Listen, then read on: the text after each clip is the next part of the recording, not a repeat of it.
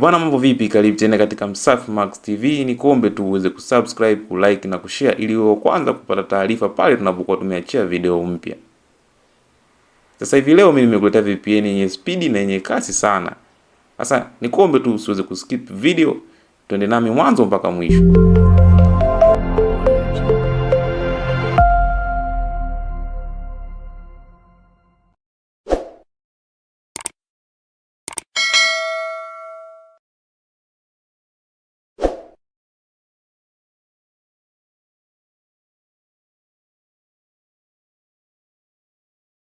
Utafungua Play Store kama hivyo hapo, mimi jinsi nilivyoifungua. Kwa hiyo baada ya kuifungua Play Store utaandika hicho hapa WYR VPN Lite.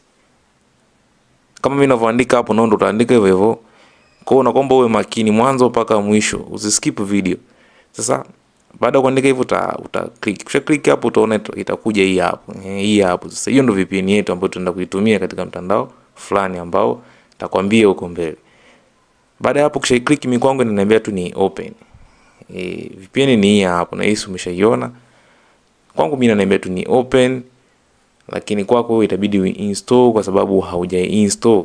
Lakini mimi kwangu tayari ninayo, kwa itabidi tu ni open kwa sababu tayari nilisha install. Kwa hiyo baada ya ku download hivyo utaifungua. Kwa kisha ifungua itafungua kama hivyo. Kwa hiyo itabidi uisubirie kama hivyo hapo. Baada ya hapo utakuja hapo juu, hapo juu kumeandikwa kwenye server, utajua auto select server, alafu kwenye chini hapo utaona kuna server nyingi sana hapo. Sasa kwenye hizo server hapo utabidi ujaribishe moja hapo. Hii hapo ilobi highlighted na hisi umeiona hii hapo.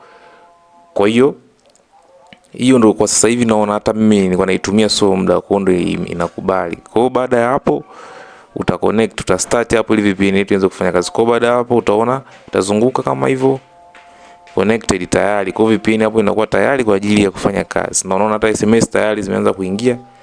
Kwa unaona kabisa kwanza VPN imebi connected.